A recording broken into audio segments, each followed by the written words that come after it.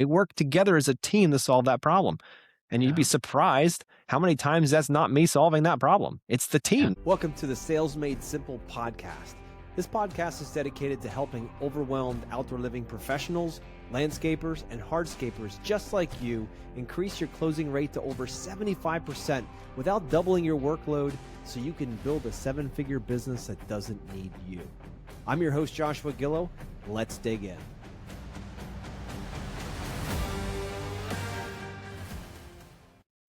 Hey, everybody. Welcome back to the Sales Made Simple podcast. Your host, Joshua Gillow. Frank Bourque is back with us from last week, and we're going to talk about one of the sexiest things that you can talk about in business.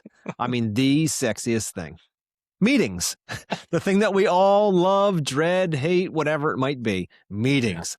And why they're important and how not to necessarily just try to avoid them because we just want to go out and build cool stuff or we just want to go out and do fun things. But meetings can be drudgery. Like nobody wants to do that stuff. And how do you structure them? Like, how do I get anything from them? Nobody wants to show up. Half of them are asleep, like all that. Like we're going to talk about meetings and how to do it in a way that is going to be able to empower your team. Because that's really what we want to do. When we empower a team to start thinking on their own and problem solving by themselves and feel the accountability and responsibility, the next thing you know, all of a sudden the minds come on, the ideas come up, and your blind spots are now not blind spots anymore because you have people that are watching your six. So Frank, can't wait to have this conversation. Welcome back. Yeah, well, thanks, Josh. Glad to be back. And this topic for me represents one of the things that I ignored for the longest amount of time before I realized everything happens with meetings. And if you're not having meetings, but you have a lot of problems, there's a good chance the root of the problem is exactly right in front of you. And I've ignored it for, I won't even say how long, but I've ignored it for many years, and that was the root cause. And when I realized with my clients, when helping them and seeing them go through the process of saying, okay, there's a bit of resistance, but we'll try it. And then going through the process of seeing, well, I'm uncomfortable with this, or I don't like that, or people get bored. Well, the answer is every team goes through it because you don't go to school to learn how to do good meetings. We go to school or whatever to learn a skill, and then we want to go do it. And we just, like you said, we're just focused on the work. We do what we love. And usually what we love is what we're used to doing. And it's not necessarily, it's all the stuff that we're not comfortable with or it's different. It feels weird. Those are the things that we'll ignore first, right? Or we'll procrastinate on. But very important topic, although like you said, on the sexy side, there's a different score there, but on the how useful and how it can change your life and your business, I would say it's on the top of the list. Yeah, 100%. Dude, I remember coming back after I've probably been in business almost 20 years and never really had meetings, only when I needed to, right? You go out and meet with the guys starting on the project, or maybe that was you or me at the time, right? And then we would all right, you meet with the customer, like those are meetings. Yeah, but never with the team or, if they had a problem, oh, the guy ran the compactor off the edge of the wall, now it's in the pond and you're like, oh, great, now we got to pull that thing out, get the machine. Like those kind of meetings are things that you're reacting to, but to be proactive and have a cadence of meetings and saying, okay, once a week we do this meeting. Maybe that's everybody inside the office. We get together and have meetings because all we're trying to do in meetings is create alignment, right? To make sure everyone knows where the destination is because that keeps adjusting. Or maybe it doesn't, but our ideas adjust. So we're trying to bring them back into alignment so that we can use the least amount of energy to get the best result at the end. That's really what we're after, right? So much of this is alignment. So if you're out there, listeners, cringing right now, like, I'm not listening to this episode because there's no way I'm going to start having meetings in a company. I'm going to challenge you today to listen through to the end because there's a lot of value in having meetings. And I didn't realize this until I read Gino Wickman's book, Traction, and he talks about his EOS meetings. And when I saw a structure, I'm like, wait a minute here. So meetings have structure? Because often the meetings that I'd go into was just people blabbering the whole time. You had no idea why you were there or how it had anything to do with you. And you didn't know what was coming next, so expectations were never set. And they weren't effective. And I remember coming back after doing some leadership training, and they're like, "Well, this is how you lead a meeting." And I'm like, Okay, so I got my team at that time. It was one, maybe two people, and I put them at a desk and I stood up in front. I felt so uncomfortable doing that, like standing Yeah. up, and I had a whiteboard and I was explaining things of what we're going to do. And they were looking at me like, this isn't normal. Like, we don't normally do this. Yeah. And after a few weeks, it got to be much more, well, palatable for me at least, and Yeah. hopefully for them too. And eventually it started becoming our thing. And then we just set it up that we would meet every single week on Thursdays and we go through every project that's going on. This is inter office conversation, every project that's going on, that we have, make sure we go through everything. So we have production, we have sales, we have the front line, we have everybody there, even marketing. We're all in the room and we're having a conversation about each and every project. And then we go into our what we call our EOS meeting, which is a framework that Gino Wickman coins in his book Traction. But I in that we've made a couple of adjustments, so it's not true exactly to the book. But what we do is we break it down that we have the exact same order every single week, and we go through that, and each person is accountable for different things. Yeah. And this way, everybody's involved. They know when their part is coming up. They know what they have to deliver from. Because my goal as an owner is to never have a list when we lead meetings. It's always to make sure it's delegated to somebody, unless it's a CEO thing that I need to do. But if it's not, everything else gets delegated to somebody who's in charge of that by a specific timeline. Yeah. And when we do that, when we delegate like that, and we come back to next week, and if we find that there's an issue where somebody didn't get it done on time, we don't beat them up and say, you stupid idiot, I can't believe you're incompetent. What happened? Yeah. What happened? Mhm. Tell me more about what happened. Well, I reached out to this person for this insurance quote, and the insurance company didn't get back to me. Well, how much did you follow up? Well, I didn't. I got busy. Okay. Sounds like we need some notifications in there. We need something else, right? So we start to help them try to solve their problem so they can serve us. So I don't want to get too much on my soapbox right now about meetings because they are super important. But Frank, what are your thoughts as you coach companies around the country and Canada and in US? Like, what do you see as far as meetings, their usefulness, and the most effective ones? What do they have in them?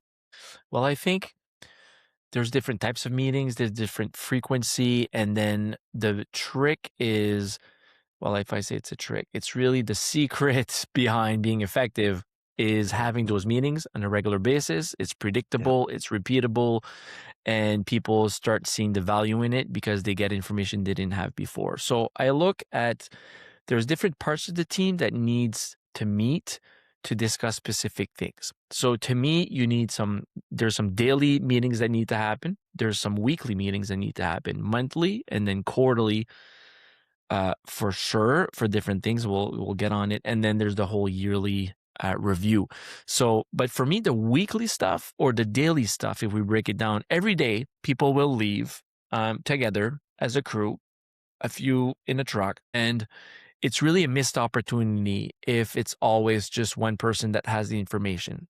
Because what happens, it just teaches the crew that there's one person who has the information. They have to wait until they get the information to do what they need to do. But if the information is shared from the start of the project every day, and we talk about what needs to get done, how it's going to get done, things to watch out for that could slow us down, or things that we need to keep in mind. And then how do we know what success looks like? And also, for the crew has to discuss what does uh, what does done look like? Like when we're done, what does that look like to be Mhm. successful in our eyes and the eyes of the client? So if you're a crew leader and every day, and I hear crews say, "Hey, we have one huddle a day in the morning," and then sometimes in the afternoon, I'll plan out and I'll start ordering stuff for the next day. That's great. I mean, there's nothing wrong with that.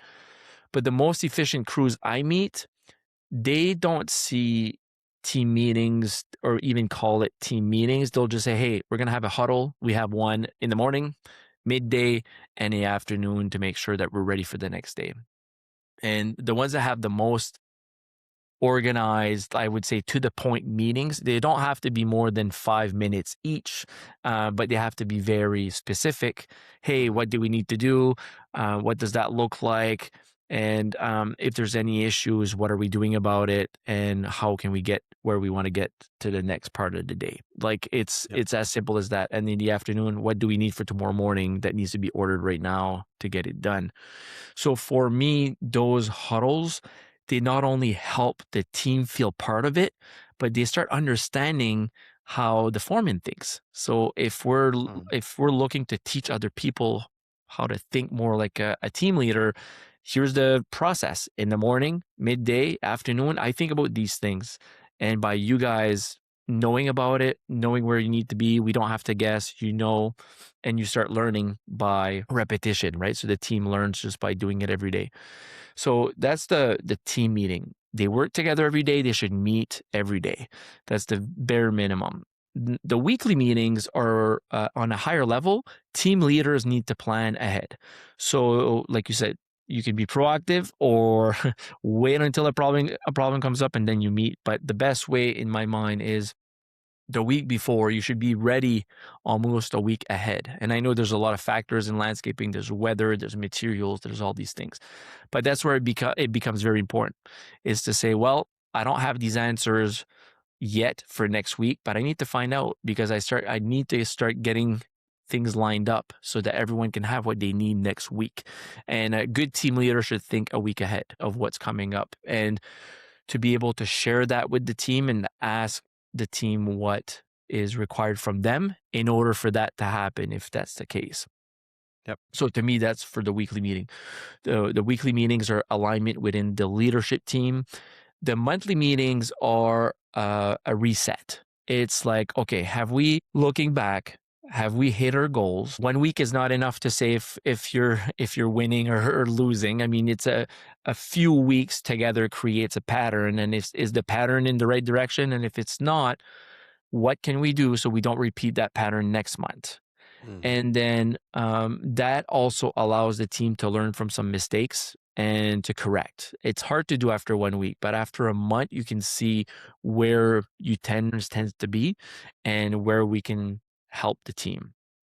And then on a quarterly basis, I like to use the quarterly meetings it's not only a reset, it's also an assessment of, based on what we projected, did we hit that goal? Because the best predictor of future behaviors or future results is past behaviors or past results. So if the last 90 days have been up and down, but we've managed to come out of it in a positive way, great. We're in the right direction. Let's keep the momentum going.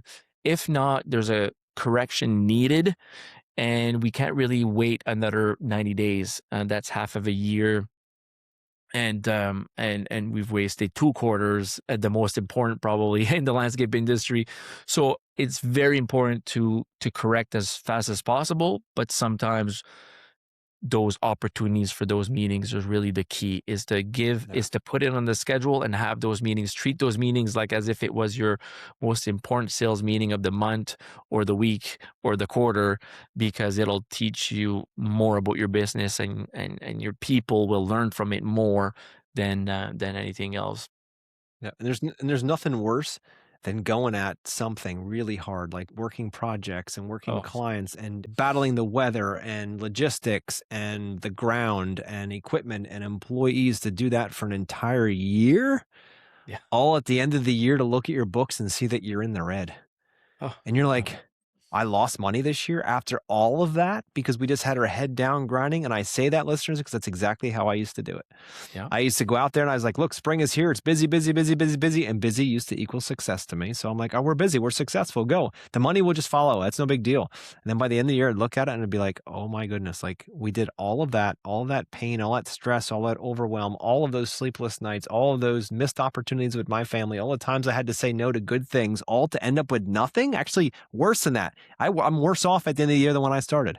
Yeah. The year. And never looking up because I was afraid. Here's what it is, Frank. I was afraid to face the truth. I was afraid to look at the numbers. I was afraid to face what could be, because I knew some months were higher, some months were lower. I set a budget in the beginning of the year and I would forget about it because I was afraid. Because if I looked at those numbers and I was lower, what was I going to do about it? And if I was higher, great. I didn't really have much of an effect on that anyway. I just keep working at the same pace regardless. So what's the point? But what I've realized over the time, the wisdom as I get older and God pours more into me, thank goodness for that, is that when we look at those hard truths consistently, we can now finally affect some of the differences in where we're going. Like it's like putting a blindfold on, pointing your car west and hoping like heck you're going to hit San Francisco from New York. Like what's the chance?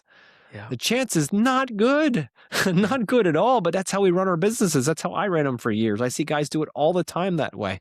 Yeah. And now it's like, no, we have this thing called the GPS, right? And what does the GPS do? You say, I'm in New York. I want to get to San Francisco. You put it in and it shows you a path. All right, good. We have a way. It tells you it's going to take X amount of hours to get there. But along the way, what happens, Frank?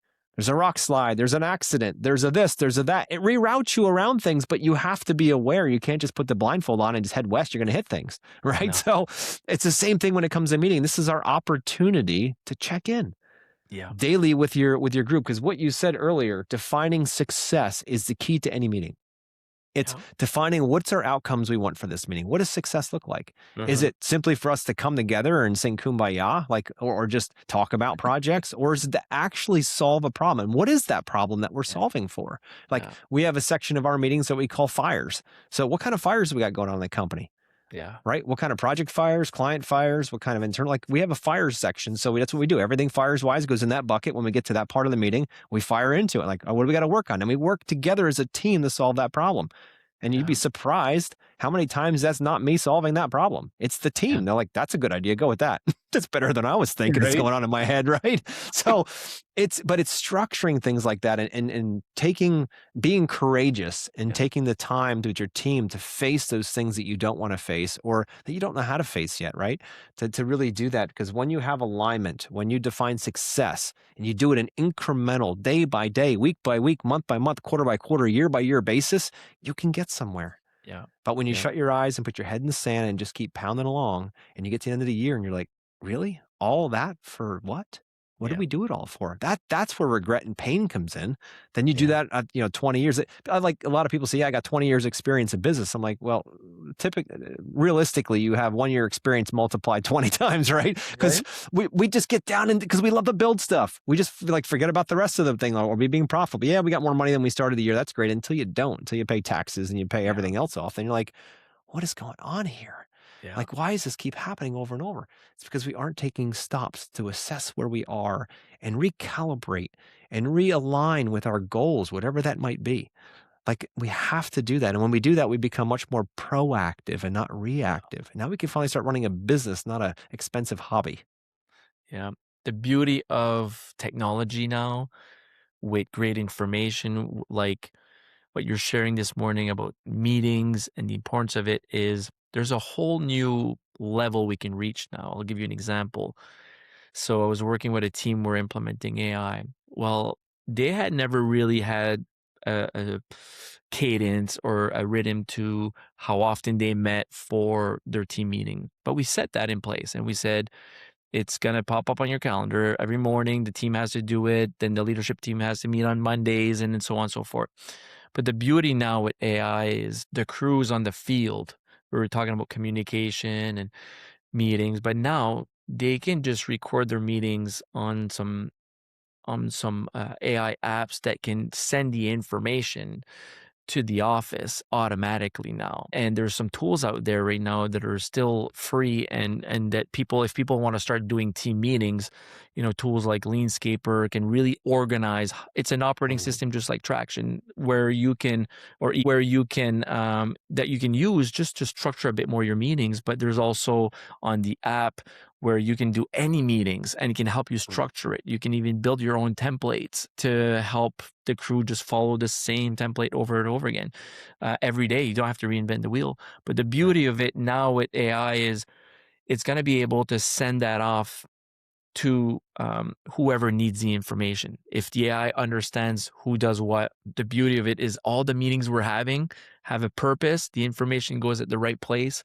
And, last week we were just doing an example.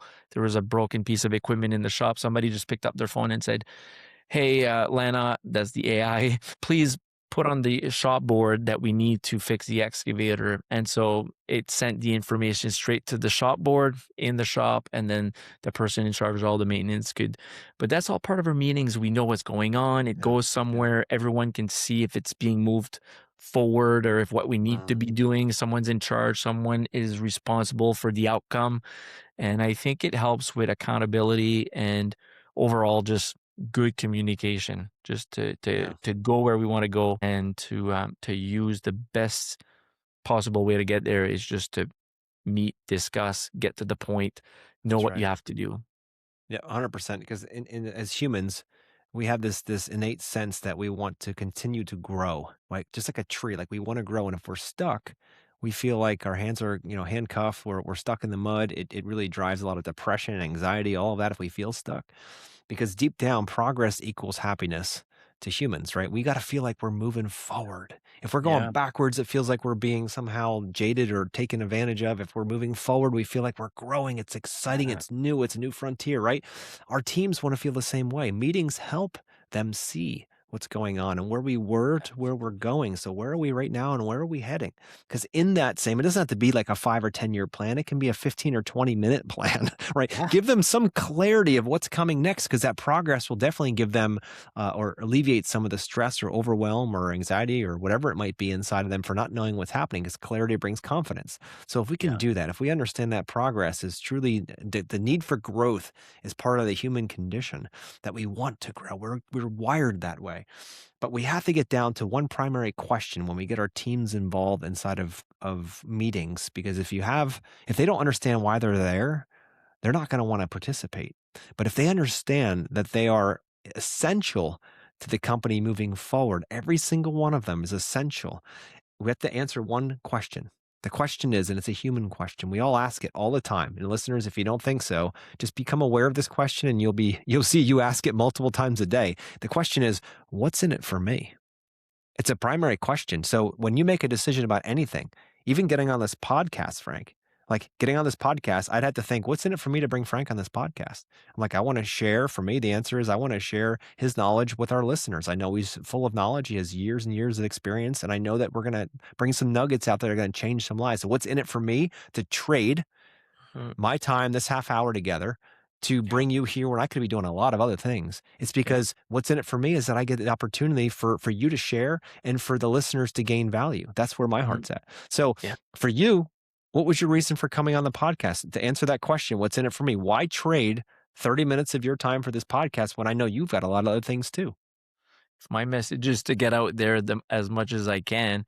While your platform it's speaking to people who oftentimes need to hear different nuggets here and there that I'm just Mhm. passing along from what I've learned. But it's the right people. It's the people that I want to connect with, and it's another opportunity. It's a win for Yep. me to connect with as many people as I can in this Yep. industry who have the same goals that we do, is to grow and to learn. So Exactly. Answering that question for you when the opportunity came up to come on a podcast, the one question, you say, okay, good. What's in it for me? yeah, Right? yeah, We all do it. And just like yeah, this morning, when any of you listeners out there, when you went to figure out what you're going to have for breakfast, someone I'm sure said, I want a bacon, egg, and cheese sandwich or a bagel, whatever it is, right? yeah, What's in it for me? I love the taste of it. It's amazing. It's on my way. I don't have to cook at home. I can get to the job site faster. What's in it for me? Convenience, yeah, taste, right? So we're always solving for that primary question. Our customers are the same thing. Like, why would I choose company A over company B? What's in it for me? yeah, Why choose Italian over Spanish dinner tonight? Like, why choose Mac over Windows? It's all about what's in it for me at the end of the day. That's what we're all solving for. So as we become more aware of that, we have to think about that from our perspective of our team members as well. For them to sit through a meeting and be like, oh my goodness, they're just twiddling their thumbs, playing on their phones, just piecing out. Like, I don't know why they're here. We have to be very clear on why we're doing it. When they can see why they're important in this meeting, why they're there, and what our goals are, and if they each have their own accountability within it, all of a sudden they start bringing better and better ideas to the table, because they yeah, know, you know what? This isn't just about the boss talking at me. This is about us working as a team to solve big problems. And those yeah, problems matter. They're meaningful. And as long as I can answer that question, what's in it for me as a team member, they're going to show up ready to go. But if they can't, it's our job as leaders to make sure we help them with that clarity yeah, and remind them of the mission and why we're doing this, and the clients and the families that we get to impact their lives, and they get to live better lives because of the outdoor living spaces we build for them, and how they feel more successful, and how they have those family moments that we all thrive for, like we all want. So having that clarity of why we're doing all this and serving our customers at the highest level and being um, the best possible outdoor living choice they possibly have, yeah, it's like that lights teams up when they can feel a mission and a purpose, and they can answer that question, what's in it for me? Why am I here? Why are you choosing me? Why can't I do something else? Yeah. It's such a powerful primary question that we have subconsciously in our minds. And when we can focus in on that and see Yeah. it from the perspective of our teams, things change. This year, I heard a speaker on stage say, clarity is kindness. And it Mm, really hit home because he was saying, it's the best gift you can give to your team. Imagine if they're clear on their career path with you. Imagine if mm, they're clear on their roles and responsibilities with you. Imagine if they're clear on how to reach their goals so that they can stay happy working for you. Because when they hit their goals, they hit what probably their income goal, they hit different things that they just want to be able to say they've accomplished, or just having that sense of accomplishment, also being creative, not just being told what to do, and being able to offer a different part of different skill level, being able to do things that they didn't even think they could do with you because of you. I think it's clarity is just, it's a general word, but when you start digging into what that means, it's a pretty powerful thing to have as a company, to be clear. yeah, So yeah, yeah, when in doubt, think of, clarity as being the best gift you can give, and then asking yourself, how do I get there? First thing is yeah, you have to meet and discuss those things. So yeah. yeah. I love that. Clarity is definitely kindness, because the clearer you can be, the more people around you know what to do, what not to do, and you can Yeah. align on that. And next thing you know, you're not wasting time. Nobody likes to waste time. And it's not just the time part, it's the energy. Yeah. Spending days and days to put together a report that gets thrown in the garbage. You're like, what, why did I do all of that? And they get Yeah. pissed off and like, I didn't know what I even asked you to do. Like, I thought that's what you're supposed to do. And so clarity, your clarity first as the leader is very important, but then also being very clear with your teammates to make sure that they have clarity on what they're doing and what their roles are and that they're important. That is huge. Yeah. And you can take meetings all the way down to like your 6 month or yearly evaluations of each team member. You have to remember each one of those people show up every day and they, again, trade. They trade their time for money, they trade their time for other things. And you're like, well, is that trade every day? They choose to do that every day, just like a marriage. It's a choice every day to choose that person. This is a job. Every day they choose that career to work with you. And employees don't typically quit jobs, they quit bosses, right? The ones that stop caring, or at least consider the way they feel a bit, they actually care, right? So having 6 month or yearly evaluations where you spend an hour or two with a person, Yeah. asking them questions like, is this really what you want to continue to keep doing? Are you really happy here? If not, what can I do better as a leader? What are things that I can do better? Do you still feel like what you're getting paid is in alignment with what you're offering? Like, having those deep conversations with your people is important, because you know what? That doesn't just say, "Hey, I care because I asked you 5 questions." They feel it. You actually get to connect with them as humans. Yeah. And they're much more likely to stick around and to be part of the mission when they feel like they're seen, understood, heard, and appreciated. It's not just, they're not just animals out there pumping out projects for you so you can make money and live in your big house with your fancy trucks and I can go home to my little apartment. Like, when they feel like they're part of the family, because they are, and you take your time as an owner to prioritize that and ask them those deeper questions. Are you truly still happy here? Is there anything that you do that you just every day dread? Yeah. Let's get that on a list. Let's see if we can get that off your plate. Yeah. Are you still in alignment with your gifts? Are you really doing what lights you up? If not, what are some things that you don't want to do? And Yeah. actually caring as an owner, not be like putting your head in the sand saying, oh crap, if I ask them that question, they're going to say A, B, and C, and I don't have anybody to fill that role, so we have to deal with it. Sometimes it's not even about solving the problem for them. It's understanding and appreciating their perspective and Mhm. understanding that maybe they don't like sales, for instance, but they love the design. So you're like, okay, how can we get this person more in the design bucket and less in the sales bucket over time? And if they know that's happening, do you think they care, that they feel that you care less or more about them? Yeah. Ultimately, the more you do this, the more you help everyone get closer to where they're looking to be anyways. Mm, And the only way to really get there is, like you mentioned throughout the episode, throughout this episode, is just to really focus on having those discussions, and to making it a yeah, place where people can have those discussions, yeah, and having that spirit of like continuous improvement. Hey, if we don't have a solution today, let's put it on that board so we can move it forward, not forget about it, because it is important. If it is important to you, it is important to everyone here yeah, that we yeah, find an answer to that. absolutely. So listeners, I know today was probably one of the sexiest episodes we've ever done. And, when it comes to meetings, but I encourage you, and for the guys and the women here that stuck through the entire episode, I encourage you to consider how meetings could be added or improved within your organization more purposefully. If you haven't read the book Traction by Gino Wickman, I highly recommend that. They talk a lot about meeting structure in there and how to do that, how to get employee buy-in, all those kinds of things, because it is important as you come together. Just like you wouldn't see a team go out in a sports field and be like they just kind of showed up, pulled up, put on their jerseys, went out and played. Like, no, they practice all the time, and then they have huddles, they have meetings, they have the coach comes in, they talk about it, they get their minds right. Like, this is all not just because it's on TV. This is how the human mind works, and if we're ignoring that, if we're simply trying to do the fastest thing possible to get to the next check, we're ignoring a massive opportunity to empower a team to be more efficient, more proactive, and also more profitable over time so that everybody can win. Yeah. Everybody can win from that. And the more you get buy-in from your team, the smoother everything runs. So, Frank, I appreciate you coming back on. How can people find you if they want to reach out and figure out how they can set meetings up in their company? Thanks for asking. Simplest way is frankbourque.com, my website, and they can book a time with me if they're looking for a discovery call or wanting some resources, connecting somehow. Best place to find me.